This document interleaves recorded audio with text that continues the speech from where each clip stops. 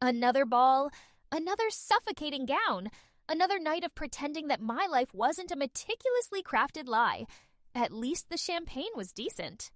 That was my mantra, my survival strategy, my way of coping with the gilded cage I'd so foolishly chosen. I, Eleanor, formerly of the somewhat respectable House of Whitmore, now the Duchess of Hawthorne, was a living, breathing example of be careful what you wish for. The ballroom glittered, a dazzling display of wealth, power, and exquisitely disguised malice. The creme de la creme of society, all vying for attention, for influence, for a bigger slice of the pie they already overwhelmingly possessed. I circulated, a strained smile plastered on my face, exchanging empty pleasantries with people I barely knew and actively disliked. Victor, my husband, was across the room, holding court, surrounded by his sycophants and her. Caroline, his mistress, a woman who, in a truly just world, would be scrubbing floors, not swanning around in designer gowns. Tonight, she was particularly radiant, a predatory gleam in her eyes that made my stomach churn. It wasn't subtle. The way she looked at Victor, the way he touched her arm, the shared smiles that didn't quite reach their eyes. Everyone knew, and everyone pretended not to, except perhaps for the elderly gentleman next to me. Mr. Abernathy, a kind elderly man. That was hard of hearing. "Tell me, my dear, how are the wedding plans coming along?" he boomed. "We are already wed, sir," I replied, a bit confused. "Speak up, girl." "We are already married." "Ah, and how is married life?" I hesitated. It's certainly been eye-opening. Regina Langston, my mother-in-law, the Dowager Dragon herself, materialized beside me, her smile as sharp and cold as the diamonds dripping from her neck. "Eleanor, darling," she said, her voice dripping with false sweetness, "you simply must meet Lord and Lady Ashworth. They're considering a significant investment in Victor's latest venture. Translation, go be charming and decorative and don't embarrass us." I excused Mr. Abernathy and I went, because that's what I did. I obeyed. I smiled. I played the part of the dutiful wife, the gracious hostess, the perfect ornament to Victor's ambition. But inside I was screaming. The walls of my gilded cage had been closing in for years. Regina controlled every aspect of my life. My schedule, meticulously planned to maximize social exposure and minimize any independent thought. My wardrobe, selected to showcase the Langston wealth and my supposedly impeccable taste. Even my reproductive system was apparently a matter of public or family concern. Apparently, my uterus was now a matter of public interest, or rather, Langston interest. The pressure to produce an heir was intense. "You need to focus on your duties, Eleanor," Regina would say, her voice sharp and disapproving. "A duchess has responsibilities, and your primary responsibility is to provide an heir, to secure the succession." As if I were a broodmare, not a human being. Victor, of course, was no help. He'd gone from charming suitor to cold, distant husband faster than you could say pre-nuptial agreement. He was always busy, always working, always elsewhere. And when he was present, he was critical, disapproving, distant. The infidelity wasn't even subtle anymore. He flaunted his mistresses, Caroline being just the latest in a long line of conquests.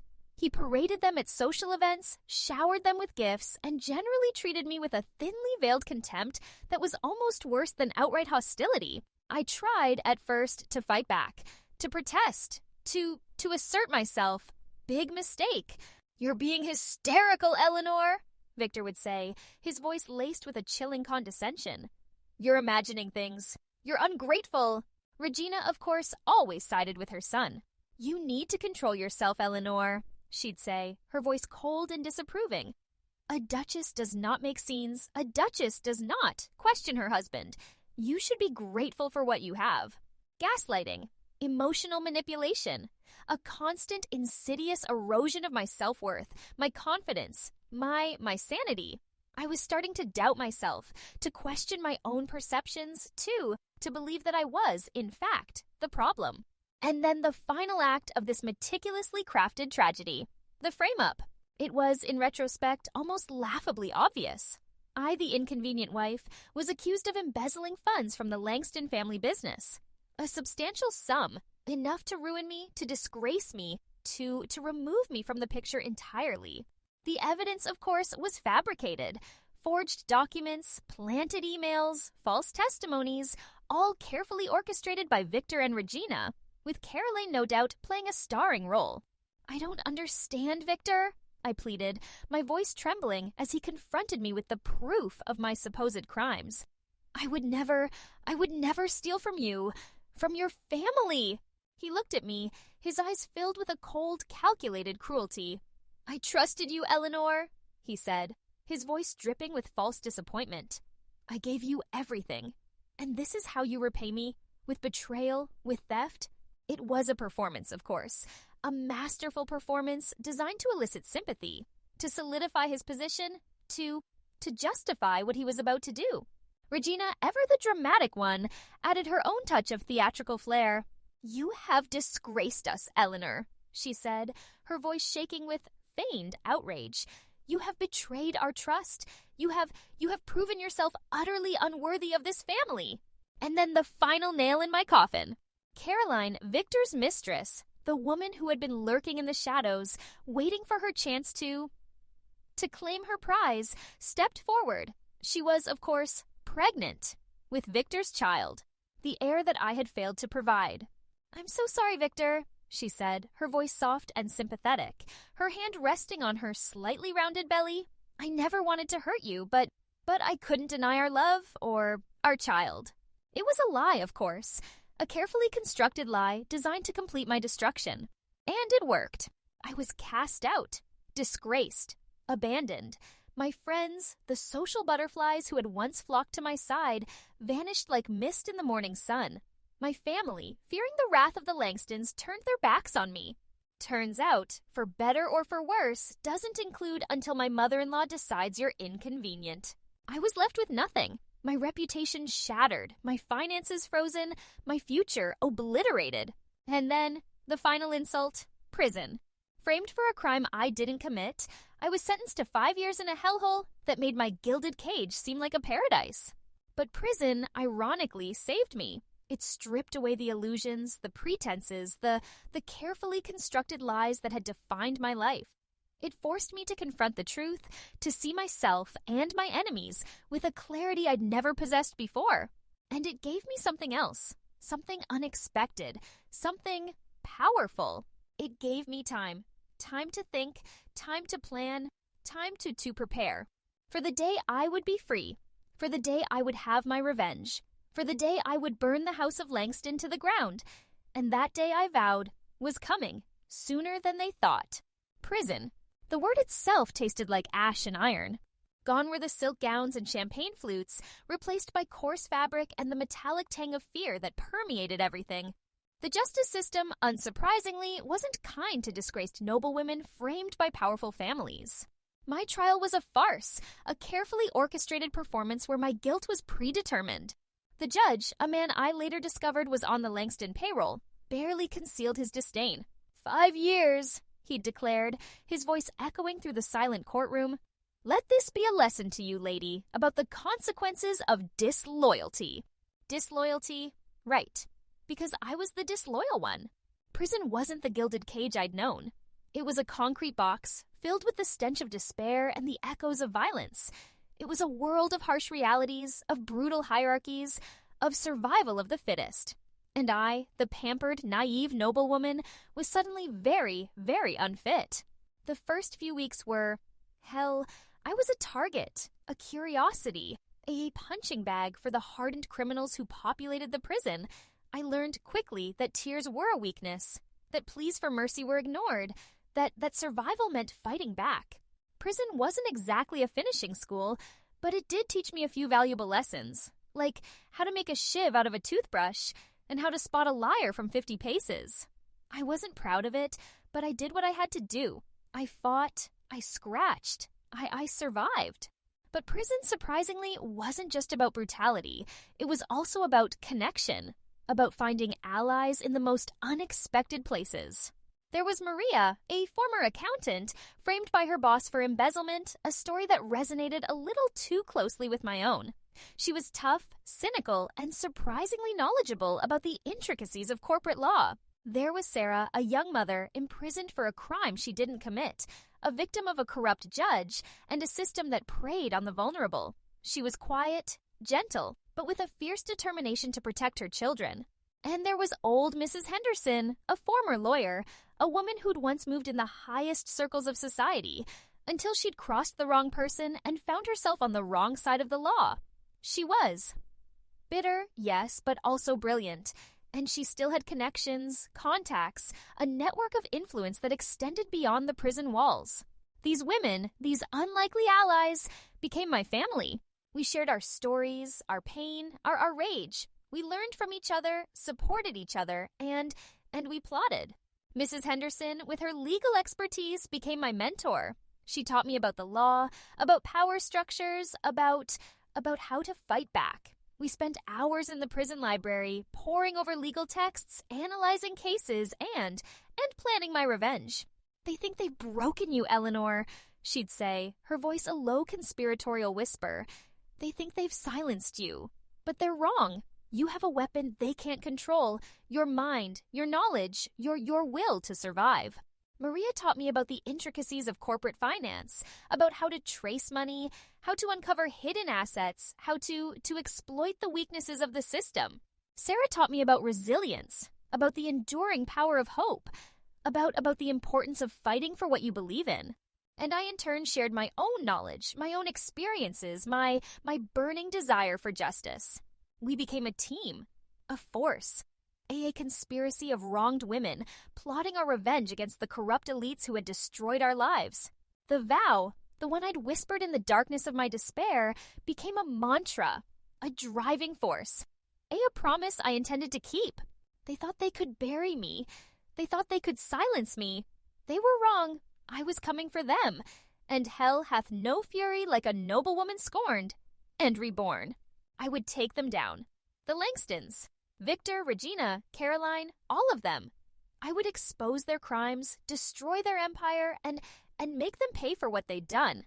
Not just to me, but to my mother, to all the women whose lives they'd ruined. It wouldn't be easy. It would be dangerous. It would require every ounce of cunning, of resilience, of ruthlessness I possessed. But I was ready. Prison had stripped away my naivete, my illusions, my weakness. It had forged me into something new, something stronger, something dangerous. I was no longer Eleanor Whitmore, the disgraced noblewoman. I was something else, something more. Freedom, when it finally came, tasted like ash. 5 years. 5 years of my life stolen, wasted, consumed by the injustice of it all. I stepped out of the prison gates, a changed woman. Harder, colder, and with a cynicism that could curdle milk. The naive noblewoman was gone, replaced by a survivor, a strategist, a woman with a very specific set of skills, and a burning desire for revenge. The world had moved on, of course. 5 years is a long time, but some things, predictably, remained the same. The Langstons, for instance, they were more powerful than ever. Victor, my ex-husband, the ex felt deliciously satisfying to say even in my head, had remarried. To Caroline, naturally, the Viper had finally snagged her prize. They were the golden couple, the power couple, their faces plastered across magazines and society pages. He was even being touted as a potential candidate for political office. It made me want to vomit. But the news that truly gutted me, the blow that landed with the force of a physical punch, was about my mother. She was gone. Dead.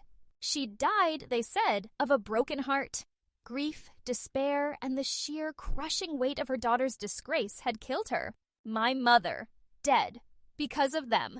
Another tally on the debt they owed me. A debt I intended to collect, in full. I visited her grave, a simple headstone in a quiet cemetery, far from the opulent mausoleums of the Langston family. I stood there for a long time, feeling nothing. Numb. The grief was there, a vast aching void within me. But it was. Frozen. Locked away. I couldn't afford to feel it. Not yet. Not until I'd achieved my goal. I made a vow, a silent promise to my mother's memory. I would avenge her. I would make them pay. I would burn their world to the ground. But I wouldn't do it alone. Prison, for all its horrors, had also given me something unexpected. Connections.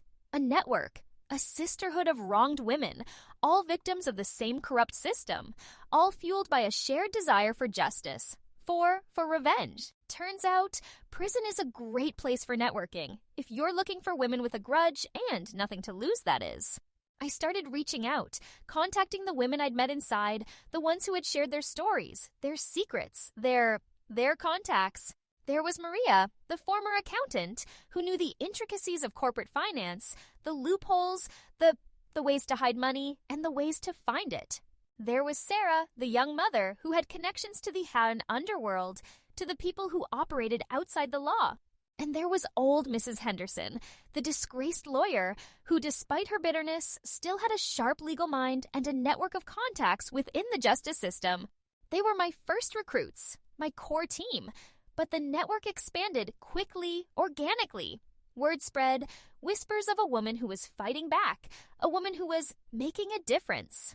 We met in secret, in hidden locations, a dingy basement beneath a laundromat, a deserted warehouse on the outskirts of the city, a surprisingly cozy back room of a used bookstore, one of my first investments, a nod to my past success, and a convenient front for my other activities. We were a motley crew, a collection of women from all walks of life, former socialites, abused wives, wronged employees, even a few sympathetic journalists and lawyers. But we were united by a common purpose: to expose the corruption, to fight for justice, to make the powerful pay. And I, Eleanor Whitmore, the reborn noblewoman, the ex-con, the avenging angel, was their leader. My focus, my obsession, was the Langstons. I needed to take them down, to destroy them, to erase them from the face of the earth. I started digging, delving into their past, their present, their secrets. I used Maria's financial expertise to trace their money, to uncover their hidden assets, to identify their vulnerabilities. I used Sarah's connections to gather information, to infiltrate their circles, to plant seeds of doubt and suspicion. And I used Mrs. Henderson's legal knowledge to build a case, to prepare for the inevitable confrontation, to ensure that when I struck, it would be decisive. But my primary target, my ultimate goal, was my mother's death. I knew with a certainty that burned in my gut that it hadn't been an accident, that the Langstons, in their ruthless pursuit of power, had silenced her permanently. I needed proof. Concrete, undeniable proof that I could use to expose them, to destroy them, to avenge her. It was a long, arduous process, a painstaking accumulation of evidence, of whispers, of circumstantial clues. But I was relentless. I was driven. I was obsessed. I discovered that my mother had been investigating Victor's business dealings, that she'd uncovered evidence of his fraud, his embezzlement, his treachery. She'd been planning to expose him, to protect me, to save our family. And they'd killed her for it. The message arrived discreetly, a plain, unmarked envelope delivered by a nervous-looking messenger who refused to reveal his employer. Inside, a single sheet of paper, a handwritten note, in a script I recognized instantly. Eleanor, I need to see you urgently. It's a matter of life and death. Come alone tonight, midnight, the old boathouse at Whitmore Manor. Caroline. My initial reaction was disbelief, then suspicion, then a flicker of curiosity. Caroline, my former rival, my husband's mistress, the woman who had helped destroy my life. What could she possibly want? I almost dismissed it, threw the note in the fire, and forgot about it. But something stopped me. A nagging sense of unease, a gut feeling that this was important. Enemies make strange bedfellows, I thought, remembering Mrs. Henderson's words.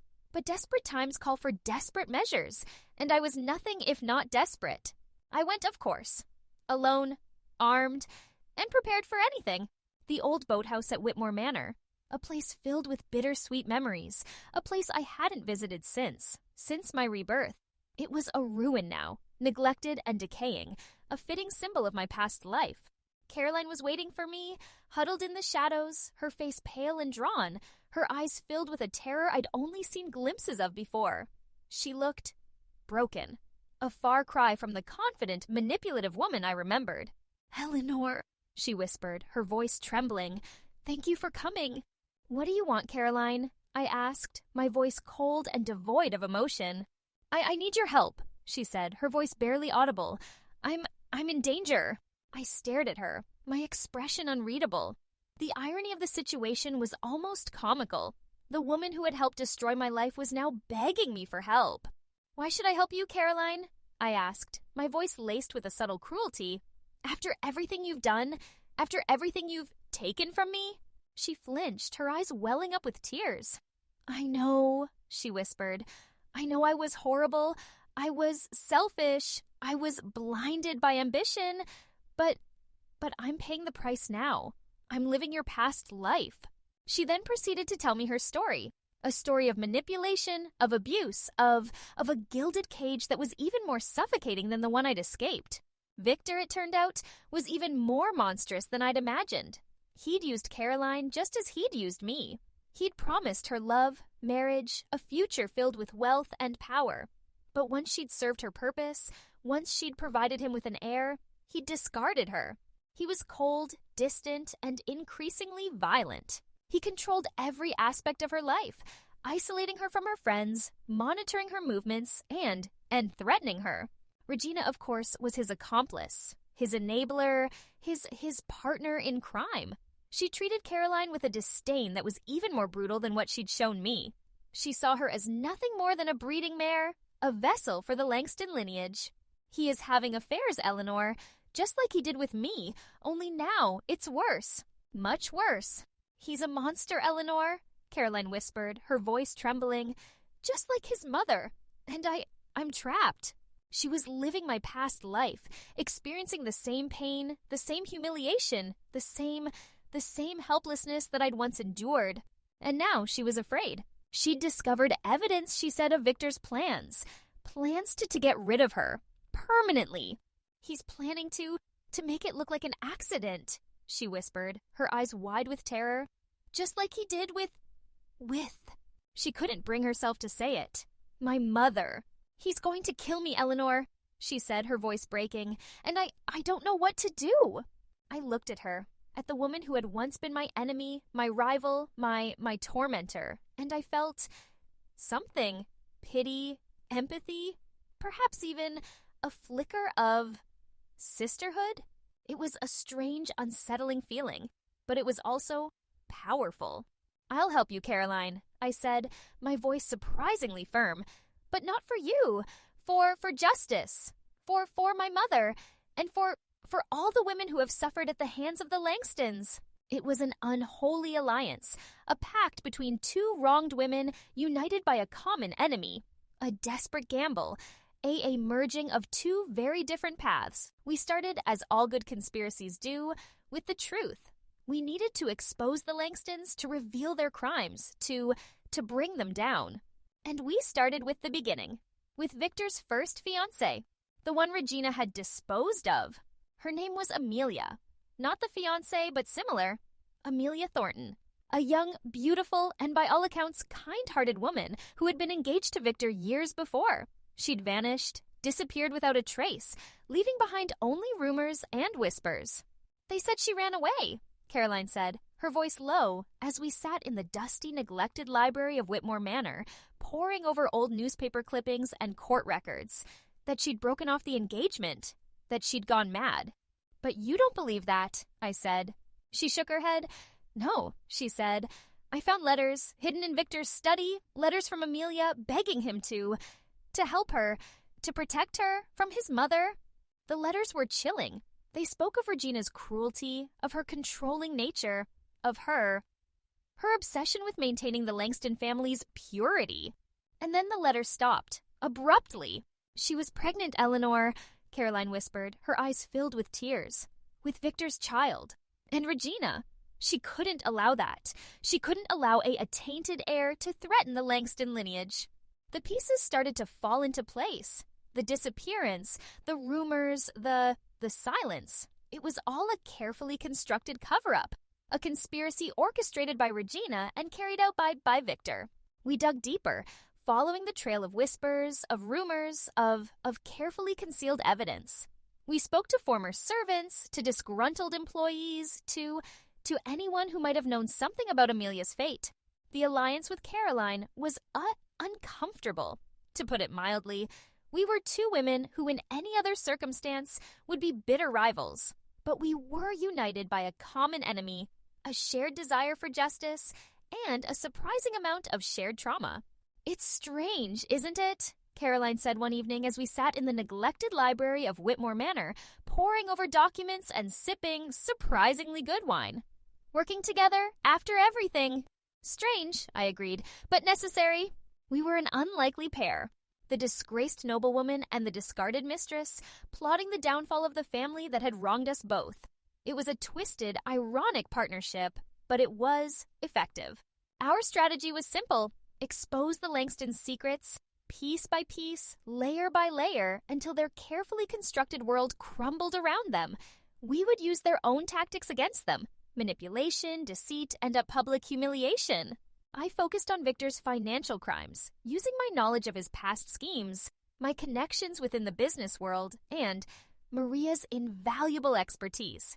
We leaked information to the press strategically, anonymously, planting seeds of doubt, triggering investigations, and watching as the vultures began to circle. "Vaughn Enterprises under scrutiny," screamed the headlines. "Allegations of fraud and embezzlement. Victor Langston's political ambitions threatened by financial scandal."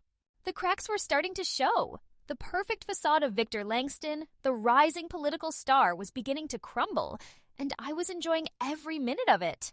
His allies, the fair-weather friends who had once flocked to his side, began to distance themselves. His business partners, sensing weakness, started to circle, looking for opportunities, too, to exploit his vulnerability. His political aspirations, once so promising, withered on the vine. He was toxic, radioactive, and a liability.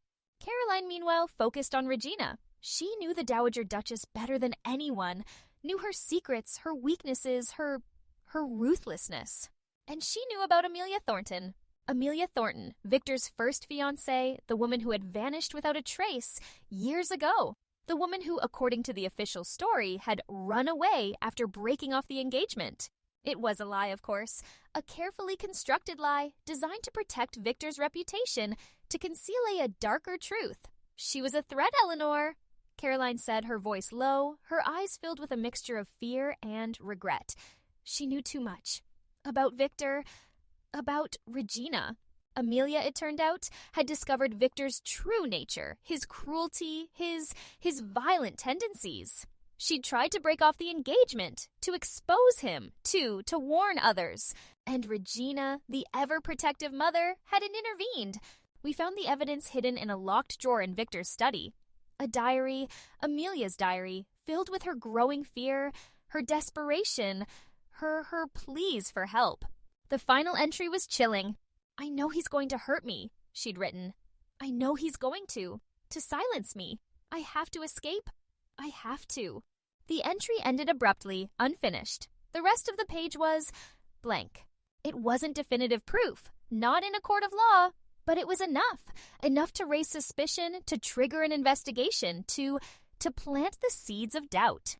We leaked the diary strategically to a sympathetic journalist, a woman who had a reputation for unearthing the truth, no matter how uncomfortable. The story broke, and the scandal exploded. "The missing fiancé!" screamed the headlines. "Did the Langstons silence her? Secret diary reveals fears of abuse, betrayal, and murder." The public outcry was immediate. The whispers, the rumors, the accusations, they swirled around the Langstons, threatening to engulf them, to destroy them. But the final blow, the one that truly mattered to me, was personal. My mother. I'd always believed her death had been an accident. A tragic, unfortunate mishap. A slip, a fall, a moment of carelessness that had cost her her life. But Caroline, in a moment of confession, revealed the truth. "Your mother, she knew Eleanor," she said, her voice trembling. "She knew about Victor, about his crimes, about everything. She was going to expose him. She was going to protect you. My mother, my kind, gentle, loving mother, had been a threat. A threat to the Langstons' power, to their carefully constructed facade, to their future. And they'd silenced her. Permanently. They killed her," I whispered, the realization hitting me with the force of a physical blow. They killed my mother! The grief, the rage, the sheer, unadulterated hatred that consumed me was overwhelming. It was a fire burning within me, fueling my determination, sharpening my focus, and hardening my heart. I knew with absolute certainty what I had to do. I had to make them pay, not just for my mother's death, but for all the lives they'd ruined, for all the pain they'd caused, for all the injustice they'd inflicted upon the world. I would not rest. I would not falter. I would not stop until the Langstons were destroyed, utterly and completely. The game, as always, was about revenge, but it was also finally about justice, about truth, about making sure that the monsters who preyed on the innocent, who hid behind wealth and power, were exposed and punished. Okay, here are chapters 18, 19, 20, and 21 combined, continuing the narrative. Chapter 18, Victor's Loss of Control. Chapter 19, The Bombshell. Chapter 20, Public Exposure. And Chapter 21, Flight and Capture. The walls were closing in on Victor Langston. The carefully constructed facade of power and respectability he'd maintained for so long was crumbling, revealing the monster beneath. He was losing control, and he knew it. He became erratic, paranoid, his usual icy composure replaced by a frantic desperation. He lashed out at his servants, he screamed at his advisors, he even, in a moment of sheer panic, threatened Caroline. "You're going to ruin us, you stupid bitch!" he snarled, grabbing her arm, his grip tightening painfully. "You and that witch, Eleanor, you're conspiring against me."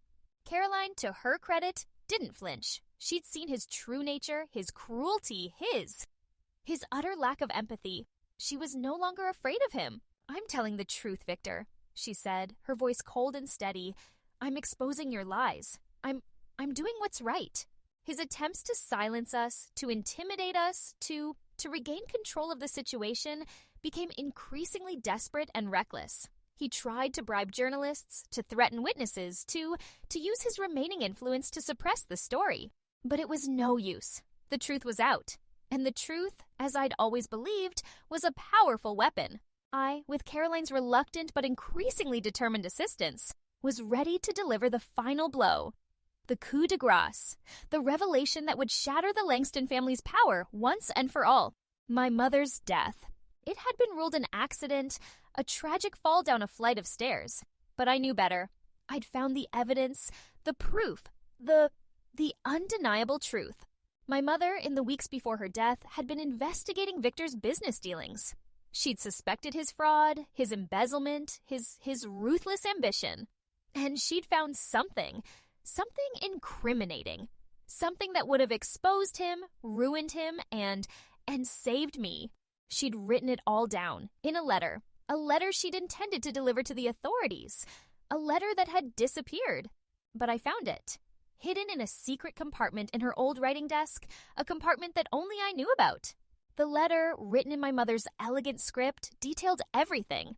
Victor's crimes, Regina's complicity, and their plan to silence her, permanently. It was the smoking gun, the final damning piece of evidence. It was time to end this. Once and for all, time to bring down the House of Langston brick by bloody brick. I chose my stage carefully. A high-profile charity gala attended by the elite of society, by the media, by everyone who mattered. It was the perfect setting for a public execution. I arrived not as the disgraced ex-wife, but as a woman reborn. I wore a simple, elegant black dress, a stark contrast to the opulent gowns of the other guests. I carried myself with a quiet confidence, a sense of purpose that drew the eye. Alexander, ever the supportive husband, was by my side. He knew what I was planning, and he approved. He'd offered to help, to use his influence, his power, to protect me. "Are you sure about this, Eleanor?" he asked, his voice low, his hand resting on my arm. "This will change everything." "It's time, Alexander," I replied, meeting his gaze. "It's time for the truth to come out." I waited for the opportune moment, the peak of the evening when the room was filled with chatter, with laughter, with the complacent arrogance of the powerful. Then I made my move. I stood on a small stage, a spotlight illuminating me, silencing the room. I have an announcement to make, I said, my voice clear and steady, amplified by the sound system. All eyes turned to me, curious, expectant, and in some cases apprehensive. I have come into possession of certain information, I continued, my gaze sweeping over the assembled guests. Information that concerns the integrity of one of our most esteemed families, the Langstons. A gasp rippled through the crowd. I saw Victor standing across the room, his face paling, his eyes widening in disbelief.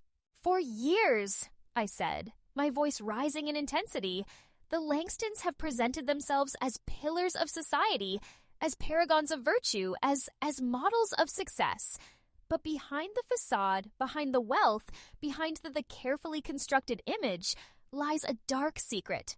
A secret of betrayal, of corruption, of murder. I paused, letting the words sink in, letting the tension build. Then I revealed the truth. I told them about my mother's investigation, about her discovery of Victor's crimes, about her death. I presented the evidence. The letter, my mother's letter, its words a damning indictment of Victor and Regina's treachery. I projected images onto a large screen, showing documents, financial records, even a secretly recorded conversation between Victor and Regina discussing their plan to silence my mother. The reaction was immediate. The room erupted in chaos. Shouts, accusations, denials, and a growing wave of outrage. Victor, his face contorted with fury, tried to interrupt me, to shout me down, to deny everything. "She's lying," he screamed. "She's insane. She's just a bitter, vengeful ex-wife." But it was no use. The evidence was overwhelming. The truth was undeniable. The mighty had fallen, and I, the woman they had tried to destroy, was the one who had brought them down. The police arrived, summoned by, well, let's just say I had friends in the right places. They arrested Victor, Regina, and several of their accomplices, leading them away in handcuffs, their faces ashen, their eyes filled with disbelief and despair. The Langston Empire, built on lies and deceit, crumbled. Their assets were frozen, their reputation destroyed, their future bleak. But even in that moment of triumph, I knew it wasn't over. Victor, desperate to escape justice, attempted to flee the country. He had a private jet, fueled and ready, waiting for him at a nearby airfield. But I'd anticipated that too. I'd alerted the authorities, providing them with his flight plan, his passport details, his escape route. He was intercepted just as he was about to board the plane. He was arrested, dragged back to face justice, his dreams of freedom shattered. There was a certain satisfaction in watching him being led away in handcuffs, his arrogance shattered, his future bleak. Okay, here are chapters 22, 23, 24, 25, and 6 combined, continuing the narrative. Chapter 22, The Mother's Betrayal. Chapter 23, Justice Served. Chapter 24, Caroline's Fate. Chapter 25, Reclaiming the Past. And Chapter 26, A New Life. The collapse of the Langston Empire was swift and brutal. Like a house of cards in a hurricane, their carefully constructed facade of wealth, power, and respectability crumbled under the weight of their own crimes. And Regina Langston, the Dowager Dragon, the architect of so much misery, finally showed her true colors. Faced with overwhelming evidence, with the prospect of prison, with the utter ruin of her family, she did what any self-respecting, ruthless matriarch would do. She betrayed her own son. "It was Victor," she declared, her voice ringing with a feigned indignation as she sat in the prosecutor's office, surrounded by lawyers and investigators. "He was the mastermind. He forced me to participate. I was just following his orders." It was a lie, of course. A desperate, pathetic attempt to save herself, to shift the blame, to escape the consequences of her actions. But it was a lie that surprisingly worked, or at least it worked partially. The authorities, eager to secure a conviction against Victor, offered Regina a deal: immunity in exchange for her testimony, a chance to avoid prison, to salvage some semblance of her former life. She took it, of course, without hesitation, without remorse. She betrayed her son, her own flesh and blood, to save herself. The courtroom was packed, the atmosphere thick with tension, with anticipation, with the scent of impending justice. I sat in the front row, beside Alexander, his hand resting on mine, a silent source of strength and support. Victor stood before the judge, his face pale, his eyes filled with a mixture of defiance and fear. He was a shadow of his former self, stripped of his arrogance, his power, his carefully constructed facade. The evidence was presented piece by piece, layer by layer. The financial records, the forged documents, the witness testimonies, the recording of my mother's letter. And then Regina took the stand. She played the part of the grieving mother, the manipulated victim, the unwilling accomplice. She wept, she wailed, she blamed everything on Victor. He was a monster, she declared, her voice trembling with feigned emotion. He controlled me. He threatened me. He forced me to participate in his crimes. It was a masterful performance, a cynical, calculated attempt to save her own skin. But it was also a lie. And Eleanor Whitmore, the reborn noblewoman, the woman who had once been her victim, knew it. But I remained silent. I let her speak. I let her weave her web of deceit, because I knew that, in the end, the truth would prevail. And it did. The jury, swayed by the overwhelming evidence, by Regina's false testimony, and by the sheer weight of Victor's crimes, delivered their verdict. Guilty on all counts. Victor stared at the judge, his face ashen, his eyes wide with disbelief. He opened his mouth to speak, but no words came out. He was finished. He was sentenced to life in prison without the possibility of parole. A fitting end for a man who had destroyed so many lives, who had taken everything from me. I watched him being led away in handcuffs, his head bowed, his spirit broken. And I felt nothing. No satisfaction, no triumph, just a hollow emptiness. Regina, despite her betrayal, didn't escape entirely unscathed. She was stripped of her wealth, her social standing, her power. She was exiled from society, a pariah, a cautionary tale. She was left with nothing but her regrets, her shame, and the knowledge that she had destroyed her own family. Caroline vanished. After the trial, after Victor's conviction, after everything, she simply disappeared. Some said she'd fled the country, started a new life under an assumed name. Others whispered that she'd met a darker fate, a victim of her own reckless choices. I didn't know. And frankly, I didn't care. She was a ghost, a shadow of the past, a reminder of a life I no longer lived. I reclaimed my mother's estate. It was a symbolic act, a way of honoring her memory, of reclaiming my own heritage. The house was filled with ghosts, with memories, with a lingering sadness, but I was determined to make it a home again, a place of peace, of healing, of new beginnings. But I didn't return to my old life. I couldn't. I was a different woman now. I had seen too much, experienced too much, become too much to simply go back. I continued my work, my mission. I used my knowledge, my resources, my network to help other women who had been wronged, abused, exploited. I established a foundation, a global organization dedicated to fighting for justice, for equality, for a world where women wouldn't have to suffer the same fate I had. "You're changing the world, Eleanor," Alexander said one evening as we sat on the terrace of my reclaimed home, overlooking the city lights. "I'm trying," I replied, smiling, "one step at a time." He took my hand, his touch warm and reassuring. "You're succeeding," he said. "You're making a difference. You're inspiring." And Eleanor Whitmore, the reborn noblewoman, the avenging angel, the woman who had finally found her purpose, felt a surge of hope. The past was behind me, yes. The scars remained, the memories lingered. But the future was bright. And it was mine. Ours. I had won. Not just against the Langstons, not just against the corrupt system that had enabled them, but against my own demons, my own doubts, my own past. I had been given a second chance, and I had finally made the most of it. I had found love. I had found purpose. I had found myself. And that, in the end, was the greatest victory of all. They tried to bury me, but forgot I was a seed.